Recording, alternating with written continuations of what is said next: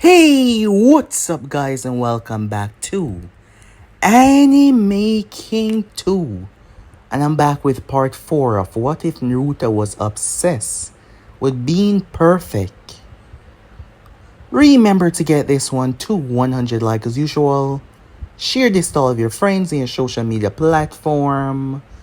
And also, guys, don't forget to go ahead and check out the brand new episode of What If Naruto had a light and shadow Kikigenkai over on Anime King. Yes, I indeed have 4 more channels, which I post What If on every single day for you guys to enjoy. Anime King 3, Anime Symbol, and Anime Prince. All the links will be in the description, so go ahead, check them out, and enjoy, guys. And don't forget to turn on the bell notification to see when I post, because I do post a hell of a lot. So without further ado or wasting more time, let us begin this now, guys.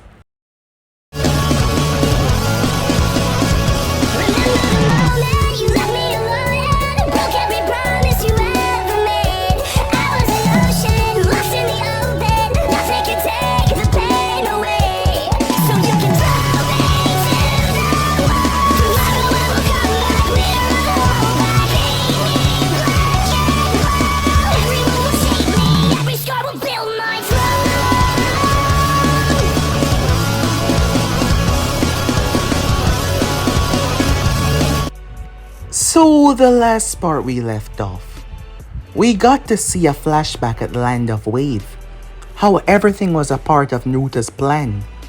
How he had showed up after his team had faced Zabuza in the beginning. How he had knocked Haku and Zabuza unconscious and marked them. How he wiped their memories. How he allowed everyone to believe that he lost control with the Nine Tails. And after the death of Zabuza and Haku, Naruto had returned and awakened them, the seal on their body keeping their soul intact, as he now attached their body regeneration to his, bringing them back from the literal dead. They were stunned in shock when Naruto revealed that the demon brothers were his as well, after leaving them behind. He had returned before the other Anvus could, and he had taken them. They told Zabuza and Haku to not bother try fighting it, but Naruto told them that it isn't permanent. He just require their help for the time being, and eventually he shall set them free. They accepted this deal, so with that, they became his underlings. We then skip back to the original time where Naruto faced Kiba in the preliminaries. Orochimaru disguised as a sound, Jonin was curious. This boy was not the same boy that he fought in the Forest of Death. He was pretending to be weak. The Sannin was curious why that was. Jiraiya returned back to the village as Naruto interaction with him after failing with his new sensei Ebisu. Jiraiya became Naruto's teacher and things was going along rather well. Kurenai came to the Hokage for one more chance. If she was wrong, she would drop this. He gave her his full support. She went by the radius. She first went to Ino, talking to her like everything was standard, but she was tricking her mentally, using that to gain every ounce of information. She found the spots that her and Naruto hang out, the things that he did. He commonly draw a symbol with his finger whenever he's bored. As she studied the patterns, Haku was leaving to deliver information to the demon brothers, as Naruto work led beyond Konoha walls, when Haku was spotted. As the team descended upon them, it wasn't Haku alone though. The demon brothers were lured out as they were supposed to meet beyond Konoha walls. They were captured. It took them some time, but they had the full support of the Hokage. Thus, they used those resources to find where the lab was. A lot of them died in the process, but they prevailed. And Kurenai saw the etching and the drawing. This was it. This was everything. There were equipments that were missing, but this was it. This is what they've been searching for. It was him. They came for Naruto swiftly and brought him in. Jiraiya was there as well, as Hiruzen filled him in. An hour of being alone when they finally came in. Kurenai telling him that there was no point in lying. After revealing how much they knew, Naruto gave in, telling them that it was the truth, never truly explaining his reasons. Jiraiya, having forged a bond with the kid, at least he thought that he did, begged him, trying to understand him. But Naruto was blocked up, refusing to give away much information. The only other way was to torture him because they could not enter the mind of any of his underlings. Not even the greatest Yamanaka. He was forced out. Another was killed. So many tragedy already because of this one boy. The only way was to torture him for the information, but Harrison didn't want to go that far, believing that Naruto could be saved. Strangely enough, so did Kurenai, because she believed that he had empathy. A lot of it as well. But his actions are overweighting everything else. As the time passed by, the Chunin exam took place. Ino was angry at her parents when they told her what happened. She refused to believe them. Kakashi had to fill his team in as well. They were stunned, shocked, seeing that Naruto was already accused for this, and he got off because they thought they were wrong, but they weren't wrong. It was him. When the Chunin exam finally kicked on, Naruto already knew somehow. It wasn't just that though. He got freed rather easily. Somehow he already had things planned out. He made his way. When he finally arrived, he grabbed the blade. He went straight after Ino and raised it. His intention to kill her. As the others raced towards her side, but it seemed to be too late. So yeah guys, basically as we left off, you guys can switch across to the play check for yourselves as we begin this new episode. As we've seen from before, Naruto loved to punish himself. Yes, when he first took a life, he stabbed himself. Because of empathy, because of the feelings that he felt, it was the only way to release them. Naruto wasn't an idiot. Far from it. He learned the Shadow Clone Jutsu when he was around 7 years old. And since then he's been using it to its maximum potential. His mind was packed with so much information most people wouldn't even believe. Thousands of clones studying, progressing mentally.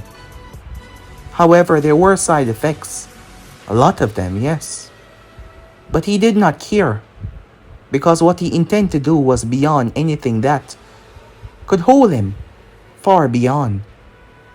When it comes to punishing himself, that misplacement where the Hyugas were able to find in their own chakra because of the survey they did, that was not his doing.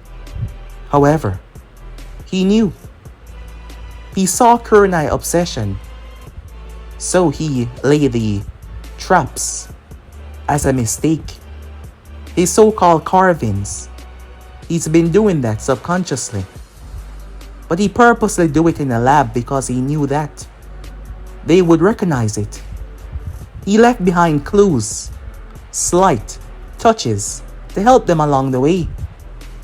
He was amused, but it was another way to punish himself, to keep him on edge. And it was another way to break free. Because if they did not catch him, he would not leave Konoha. He would try to make things work here, but he knew that he could not.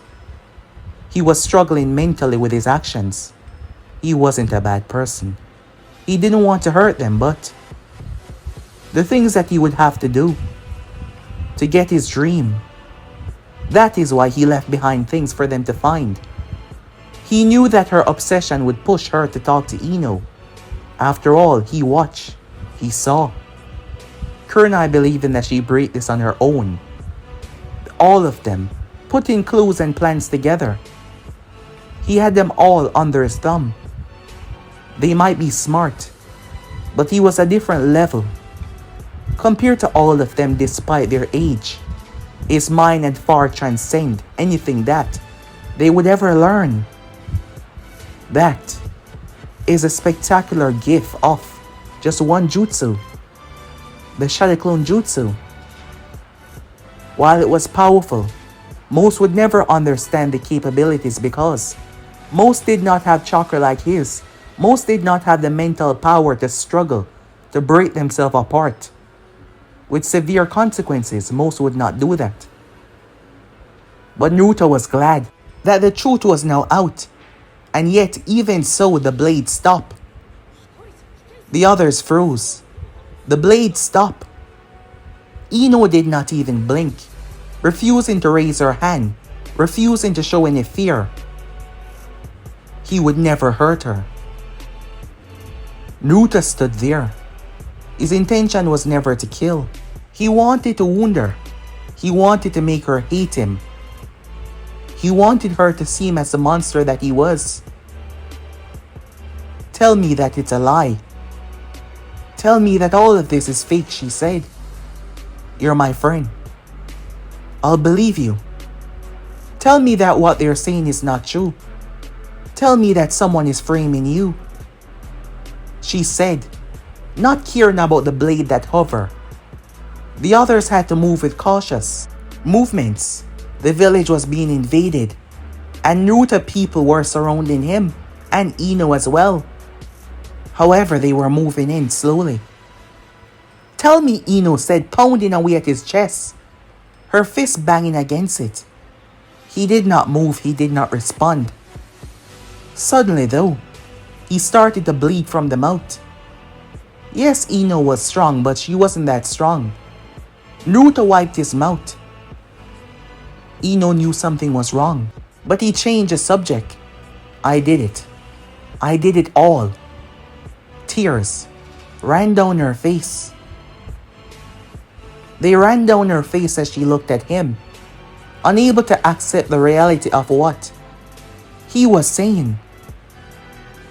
As he looked at her, the disappointment in her eyes, the anger, and yet he could see it. She still cared about him. She still wanted all of this to be fake. He stepped forward.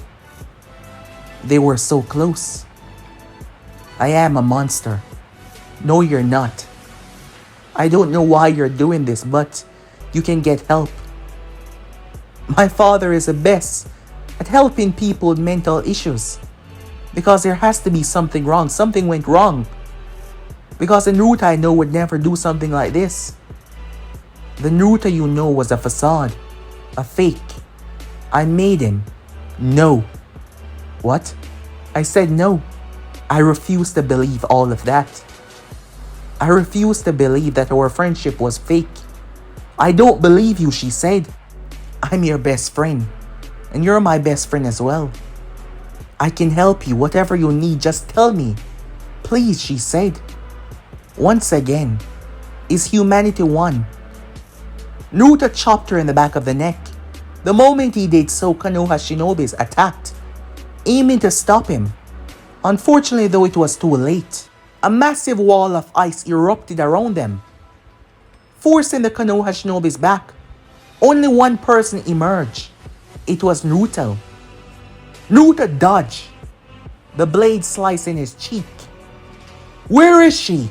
Asuma said, as Naruto gazed towards his unusual weapons. Asuma refusing to let him go. He jumped forward, but Zabuza's blade swung, slamming against his last blade, forcing him out of the sky. Kakashi blitzed past trying to get through, but the demon brothers thrust their hands out as their chains connected to one another. Kakashi did not hesitate. Enhancing his weapon with chakra, he cut right through it. The problem was, they were not the same. The chain reattached and gripped his arm and launched him away. That is when Naruto felt it. His entire body was ensnared by a tree as Kurenai emerged. I don't know how you got free, or what you did with Ino, but you're going to return her, and you're going to return to your cell. This would be good on your part, but I'm no longer pretending, said Naruto. Kurenai was launched. Something forcefully hit her, not physically, but mentally was enough to bring physical pain. She crashed into the railing. Stunned and confused. That's impossible, she said. Naruto then vanished away. Just like that. Meanwhile, Getsuga, Kiba and Akamaru spun with a deadly force, crashing into the sand, but even then, they were blown away. Sasuke was struggling to stand up. Orochimaru's seal was in effect. Sasuke looked weak, tired, overused. Sakura was pinned to a tree, unconscious. Shikamaru tried to reach Gaara with his shadow, but Gaara went berserk as he destroyed the entire tree, smoke and dust kicking up. Akamaru was tossed to the side. Gaara appeared above Kiba, his arm enlarging with sand. The next moment though, Naruto kicked him so hard, several trees collapsed. Naruto landed softly. They were surprised to see him. They did not know the truth. Well, Sasuke did. Sasuke was shocked. Naruto looked at him but said nothing as he raced off into the foliage. Gaara picked himself up. What? Who was that? He said, looking around.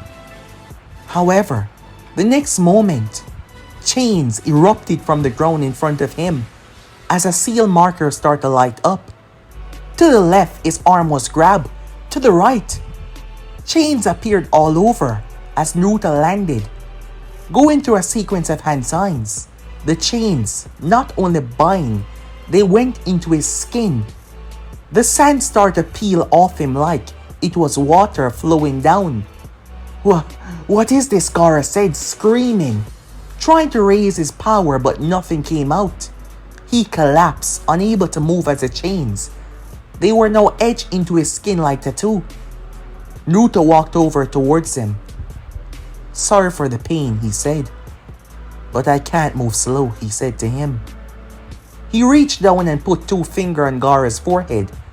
The chakra pulse was clear. Gaara blacked out. The next moment, Shikamaru and Kiba, they followed Naruto to the scene. Arriving there, Gaara was nowhere to be seen. They questioned him on what was going on, but Naruto simply vanished away, confusing them even more. What the hell? They thought to themselves. Shikamaru then remembered what Ino said, that Naruto was in some kind of trouble, but she never tell him the full detail. She did not want to ruin Naruto's reputation with some false information, still believing that it was false then. Naruto appeared as he saw the Konoha ninjas moving quickly, dubbing him as a serious threat who just kidnapped someone. They were slaughtering the Sound and Sand ninjas. There was no holding back. Kunai was breaking their mind. Guy, Asuma, they were cutting them down. Kakashi, feeling like he failed once again. He was ruthless. Meanwhile, as the battle surged inside, Orochimaru, watching as his sensei grew weaker and weaker, knowing that his opportunity would rise soon enough, as he gripped his Kusanagi blade tighter. Naruto landed on the building. The moment the Anvu saw him, they kicked into gear. But Naruto didn't allow it. His hands moved faster. 2 simple seals, and he was surrounded by a wave of strange pulse. One of them was too fast to stop himself. The moment he entered, he dropped to his knees, his chakra being drained out of him. Stop! The others said, the leader commanding them to not get close. They tried to stop it with techniques, but they simply fizzle away. Naruto looked down towards his hand as he saw markings spreading across it. He stepped towards the barrier, untouchable, as he placed his hand on it. A hole opened up. He jumped through. The moment he did, the hole closed, the Sound 4 chakra able to replenish the seal. Once he was inside, Naruto shut off the technique. As he ventured into the bushes, he suddenly dropped, spitting up blood. But he rose back to his feet, wiping his sweaty brow. Naruto saw the battle taking place. He sat down on the ground, pulling out something as he got to work. There was 2 daggers, as Naruto started to write on the dagger sides. The weapons, similar to what the 4th Hokage used, but different as well. Once he was finished, Naruto made his way. Orochimaru, gripping the Kusanagi blade, was waiting as he saw Hiruzen took a misstep, being pressured by the first and the second. "It's over," Orochimaru said, speeding behind Hiruzen. However, Enma transformed and lashed his hand out, gripping the Sannin's neck. Orochimaru substituted, cursing at the baboon. That is when Naruto appeared behind Hiruzen, just like what he did to Orochimaru. Naruto gripped Hiruzen, his small stature, stopping Enma from seeing him for a second. The 2 reanimations used that. The first sent Enma flying with a punch. The both of them descended to end Hiruzen. Hiruzen was shocked as he saw the blonde hair. "Naruto," he said, thinking it was over for him, but Naruto threw the 2 daggers. They were too close. They could not stop, even if they could. It was already done. The daggers stabbed in their chests. However, this should be pointless, considering that they were reanimations, but their blows stopped inches away from Hiruzen as Naruto released him and stepped away. The reanimation started to break apart. "No, no, no, no, no!" Orochimaru said, anger coursing through him. "What is this? How is this possible?" he said, as he saw his jutsu undone right in front of him. Their souls free. Hiruzen gazed up towards the both of them as they vanished away, leaving behind the corpse of the 2 shinobis that Orochimaru killed. Hiruzen straightened himself up. "You saved me," he said, looking towards Naruto. Enma appeared behind him. "Stop!" Hiruzen said, stopping Enma from crushing Naruto's skull, as his hand was already raised. Yet, Haku and Zabuza stood behind Enma, ice dagger and blade, ready to slice him into pieces. Naruto's fingers stopping them as well. Orochimaru saw what was going on. "I was right," he said, looking towards Naruto. "You are no ordinary brat. You were. It's over. You can't beat him like this, and you know that. Take your people and go. Leave this village. Survive to fight another day. Otherwise, I'll kill you." Orochimaru snarled. "You think you can give me demands or ultimatums, boy," he said. "Well then," said Naruto, "if you would like to feel the consequences of your actions, just make a move and see what happens." So young, so small, and yet that intimidating gaze had Orochimaru second guessing as Hiruzen stepped up. Enma stepping towards him, free from the others behind him. "It's enough talking. Let's kill him already." Orochimaru cursed under his breath, knowing that he couldn't fight Hiruzen on his own. "This isn't over," he said. He opened his mouth as a barrage of snakes emerged, as Enma and Hiruzen wiped them away. The ones that went towards Naruto, he activated the jutsu once again, the field of energy, reducing them to nothing as they tried to get close. One of them shot a sword from its mouth. Naruto was about to block it, as Haku and Zabuza had already returned back to his shadow. Unfortunately though, he stumbled a bit. The sword stabbed through his shoulder. "Damn it," he said as he fell down. Hiruzen turned as Orochimaru used the opportunity to free the barrier and run. Immediately, Naruto was surrounded. Some went after Orochimaru while others, weapons were placed at Naruto's throat. He was stuck. He was caught. It was over. "You risked everything to come and save me, despite knowing there was a chance that you would be caught. I've told you this before. I'm not a bad guy. I simply do what I must to get what I want." And I've told you already there is another way. Stop this. Just come back willingly. There will be punishments, but after, you will finally be accepted back. Hiruzen said, looking down towards Naruto. He was gonna bring him back anyway, but he just wanted Naruto to see that this was a better choice. To give himself in. I'm afraid I can't do that. Naruto said as Kurenai landed on the roof with Asuma. Kakashi as well. He took Ino. Asuma said, "What have you done?" Hiruzen questioned Naruto as Naruto looked down. I'm not sure. For the first time, I'm not sure, he said. I'm sorry. He vanished, shocking them as he just teleported away. Naruto appeared deep within the forest as he crashed, face first on the ground. Blood coming from his mouth. He raised his hand slowly. As his shadow moved, Zabuza arrived and picked him up. You know where to go, he said. Zabuza headed off. The war was over. Orochimaru survived to live another day. Survived to gather his forces and retaliate on Konoha once again. Survived to bring death and destruction as he promised a long time ago. Back at the village, days passed by. Sakura, she did not see but Sasuke did, as he told them, telling his sensei that Naruto took the Sanjinjulike. The San was tricked into this, as they apologized to Konoha for their part. However, as they come to learn that Konoha didn't have their Jinjulike, Temari was there, she saw it. Hurt, but she survived it. She saw Gaara being taken. She couldn't do anything to stop it. Naruto Uzumaki was, as much as Hiruzen didn't want to say it, a traitor of their village.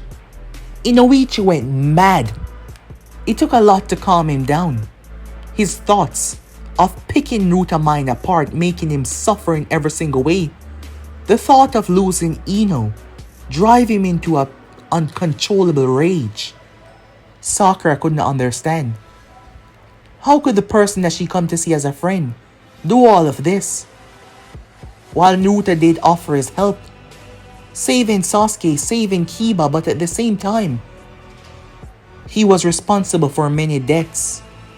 When he came to find his laboratory, he killed those two civilians and now he took Ino and the Sanjinjulike for what purpose? Orochimaru had returned back home, knowing that the Nine-Tails Jinjulike was a wild card, not a trump card, a wild one, because no one seemed to know what he was truly playing at, or what he truly desired.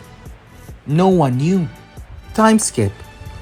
The smell of iron and old stone. The light could be seen streaming from the ceiling. Ino eyes open. Her hands were bound but not tightly. As she woke up, she was behind bars, having no idea where she was. Strange machines were all over the place. A table a few feet away from her bar cell. She looked around, her eyes trying to adjust, trying to focus.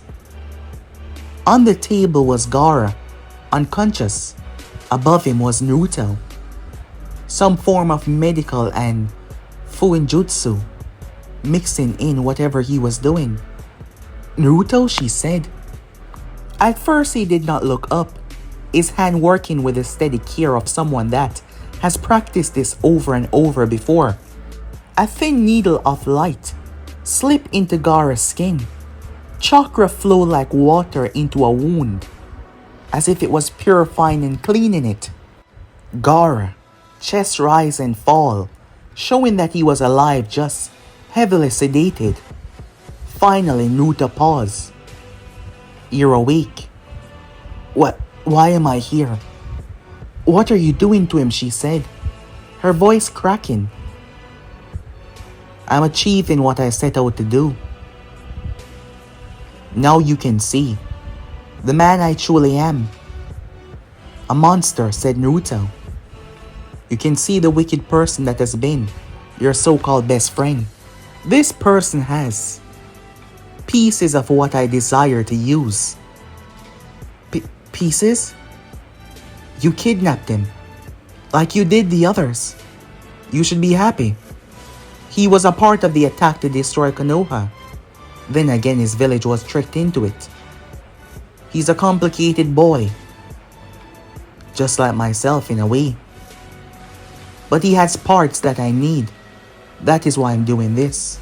I've been doing this for a long time now. I understand, she said. You do? Yes, you want me to hate you. You want me to despise you. You want me to call you a monster. But I'm not gonna do that. Why? Naruto, composure break. You've seen, you've heard. Can't you see what is right in front of you? Why not accept it? Are you that much of an idiot? No. I'm your friend, she said. Naruto stepped back. That is why. I'm your friend. Even now you're struggling with your choices. I heard it. On that day I heard what they said. Kunai. She said that you have empathy. A lot of it. You can't stop what you're doing. It's almost like a compulsion. My father went through many of people with this kind of disease. The urge to stop, but they just can't. I've seen it with my own eyes. I intend to follow his practice. He's shown me, and I believe that you're the same. I can help you, she said. Whatever you want. Just answer me this. Can you not kill these people and take what you want? He looked at her for a long moment. I can't wait. I can take the long way, but it's too long. Patience. I can't wait. Why? You've always been a patient person. There was something he wasn't telling her. You can find the answers of whatever you desire without killing people, without turning yourself into a monster. You can study them, do whatever you want. Just find another way not to kill them. Please, I know you can. You can, right? He was quiet for a long moment. Naruto, answer me, she said. Yes. I can, he said to her. I can do it that way. But some things are not reached by patience. There are some that are buried in only places cuts can find. Can you perform your procedures without killing, she said. Realizing how delicate the situation was. Realizing how much her friend needed her help. All of this was sickening to her, but a part of her still wanted to help him. She knew that he would never cause her any harm. He was only going to harm himself. He released a breath. There is a way to take what I want and leave the body whole, but it takes more time. Time I do not have. She paused. Time? For what? What are you even doing? That caused you to take people's life. That caused you to damn your own soul. Tell me, she said. What is all of this for? What is it that you want? He was quiet for a long while until he spoke, telling her something that he never told anyone else. I want to be perfect, he said. Even his voice sounded different as he spoke. In the beginning, I wanted to be free of the past, free of the pain of being a Jinchuriki. Over time, my goal, my seemingly unreachable goal became closer and closer. My everything, it became my sole purpose in this life, and I cannot stop myself. She looked at him. You don't have to do this, she said. You have people at the village. You have me. We can help you find a better way to get whatever you want. It doesn't work like that, said Naruto. You wouldn't understand. You know me a lot, but you don't really know me that way. There's a lot I keep hidden away from even you. And you're the one that I trust most in this entire world. Naruto, listen to me, she said. Killing people is not the way to do this.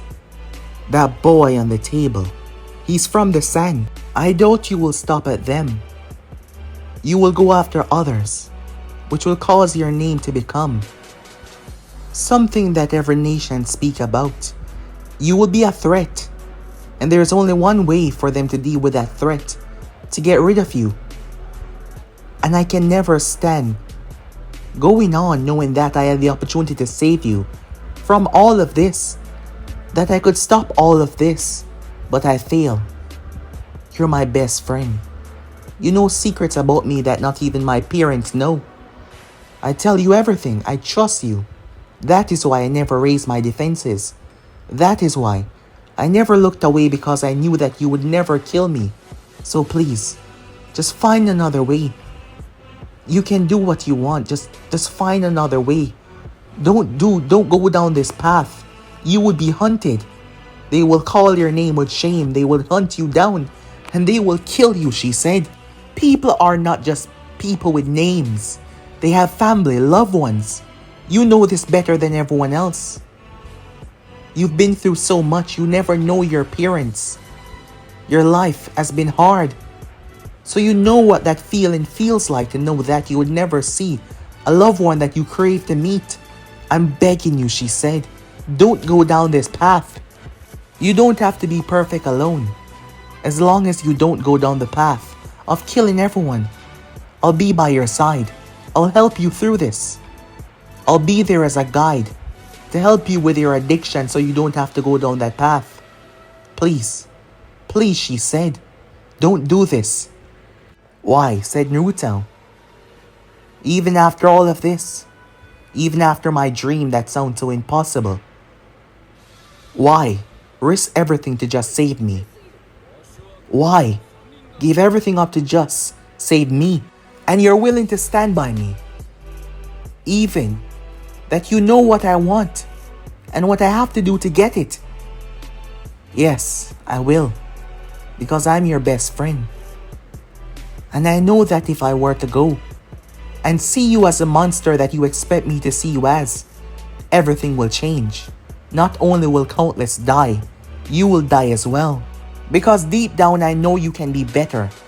You can achieve what you want without killing anyone. I can see that look in your eyes. From the moment I met you, even against those bullies, you had this look in your eyes where I know that it doesn't matter what obstacle you have in your way, you will always overcome it. If it is something you really want. You remember when we were younger and I lost my hair clip in the forest. How many hours did you spend searching for it? Naruto looked away.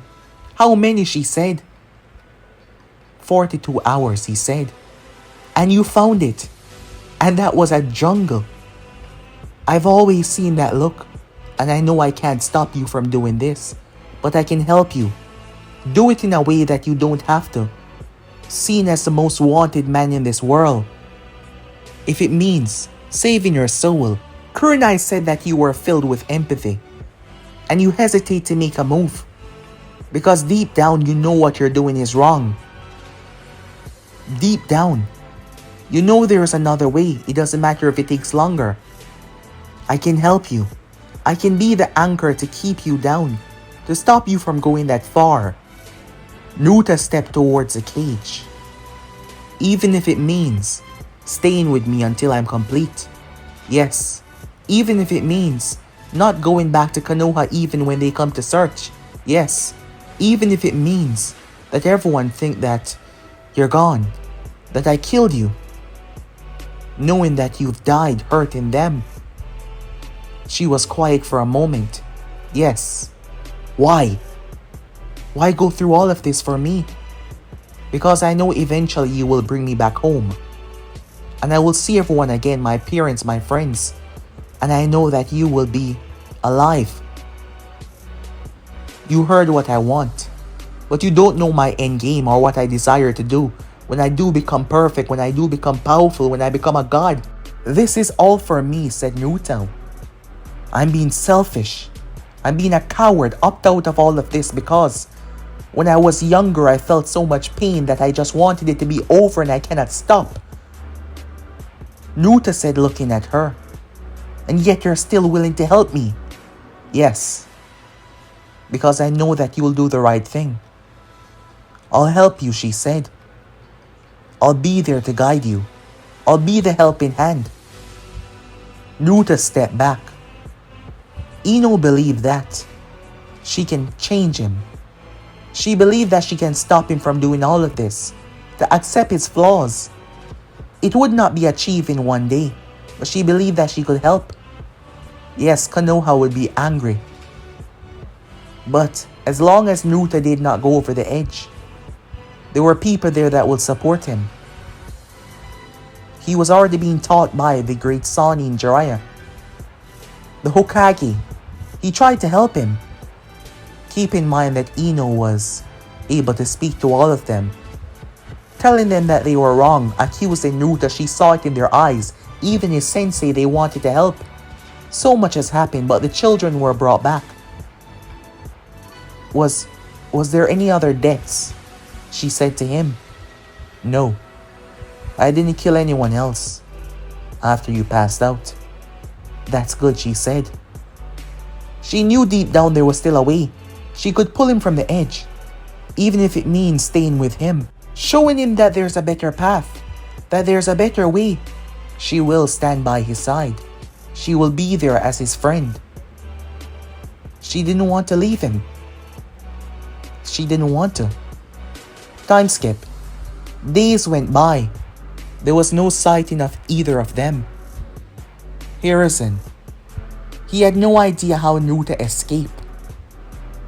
As he brought his smartest together, not only did he stop the One-Tails from going berserk, but Harrison would have given up his life to save the village, and Naruto prevented that. Orochimaru fleeing the village, majority of his forces fled immediately. He saved a lot of people. They sat together in silence for a moment, discussing the situation. Inoichi had to be calmed down on several occasions, as his desire was not to save or help Naruto. His desire was only to get his daughter back, and kill Naruto if he tried to take her away again. That hateful look in his eyes. At first he believed him to be a normal boy, just burdened with a mistake, but now, after all of this. However, the others saw it. Empathy. Even the Anvus, when he first broke free. His people could have killed them. Zabuza had his blade at one of their throats, but no. Even on the roof, even in the forest, he stopped Gaara from killing Kiba. Kurenai said what she had to say. He's been playing us, she said. As she brought it up, all of this, she found it. There was not a single marking, not a single one of these sketches that he drew when he was bored or thinking. She had one conclusion. He did it on purpose. He was hoping to be caught. He wanted a trigger to push him to leave the village. Ino is perfectly fine. Her father looked towards Kurenai. Naruto will never hurt her. I've seen it in his eyes. He will never touch her. Even when he raised his blade. His intention wasn't to kill her, but perhaps to scare her. He wanted her to see him as a monster. It's blatantly obvious. He wants to be hated because the part of him that is good is fighting that feeling. It's fighting the urge to be seen. Even now I believe that. Ino is just perfectly fine. And he will never allow anything or anyone to harm her.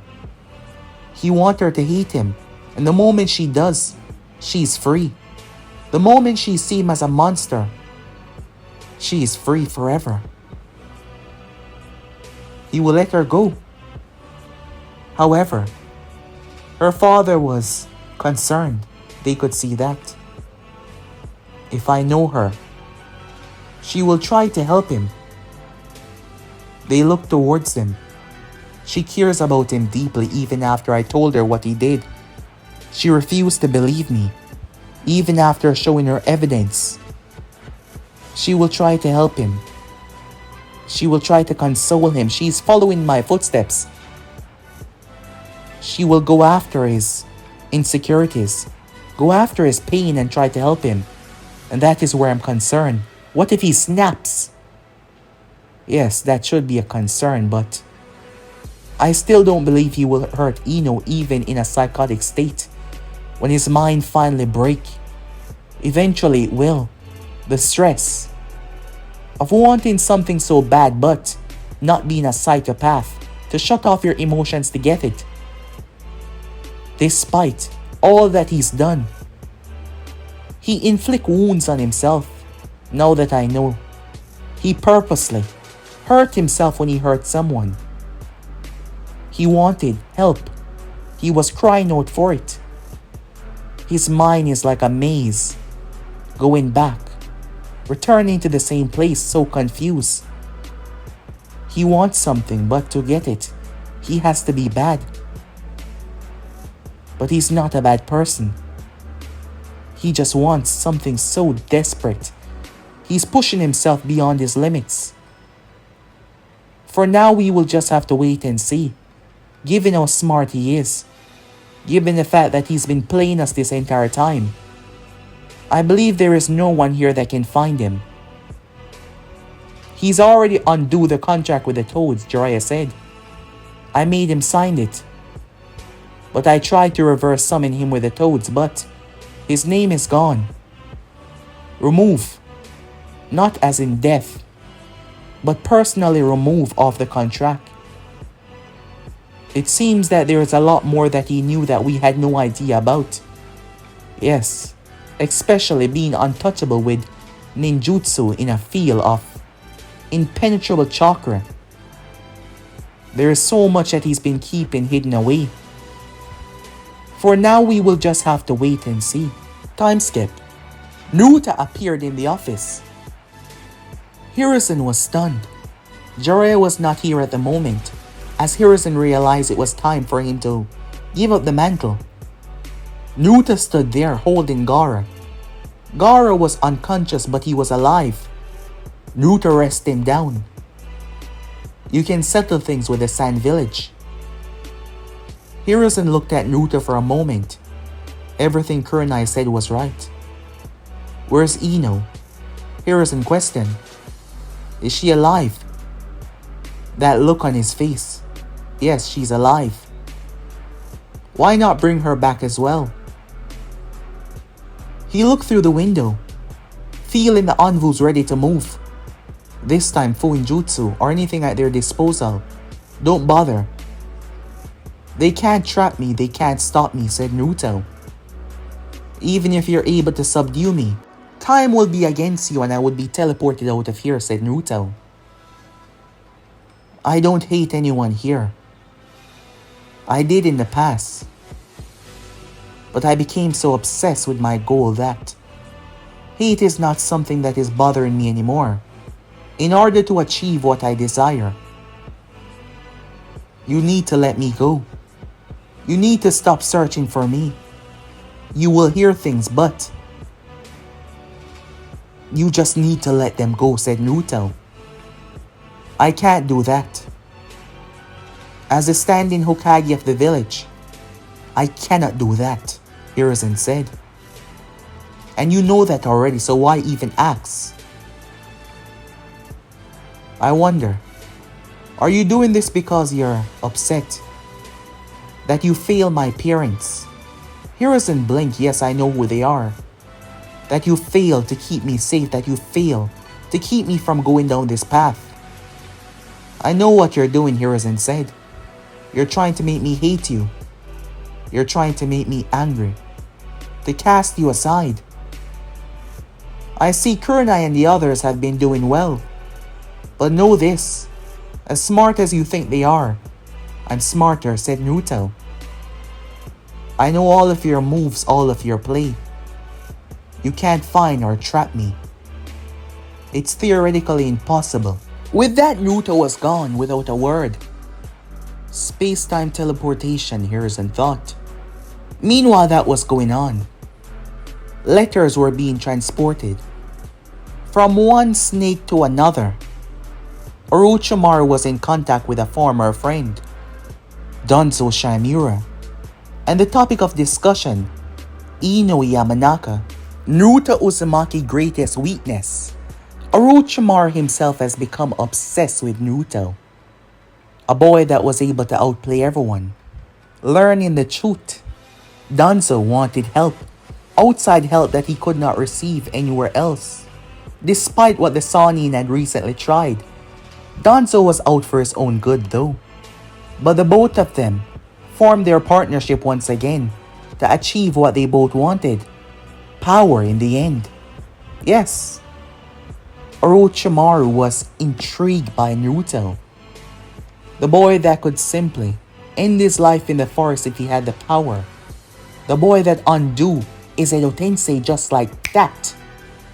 And they knew his weakness. It was her, that girl. The problem was, this will be their fatal mistake. Yes, Ino was Naruto's weakness because he loved her more than anything or anyone else. Targeting her would put a death sentence on not just them, but everyone. And that was their problem. Believing that they could control, believing that they could tame the kind of monster that Naruto Uzumaki was, while Ino had him under control right now. It was only because he loved her. But these two were plotting and using whatever they had at their disposal to get what they desire, as Orochimaru wanted to study and understand that boy from the inside out, and Danzo wanted the power. So this was going to work wonderfully. But guys, be and subscribe right here. If you want to see next part, you already know what to do. Like, subscribe, comment down below, and turn on that bell notification to stay posted. But I'm off for now. See you guys soon. Peace, guys.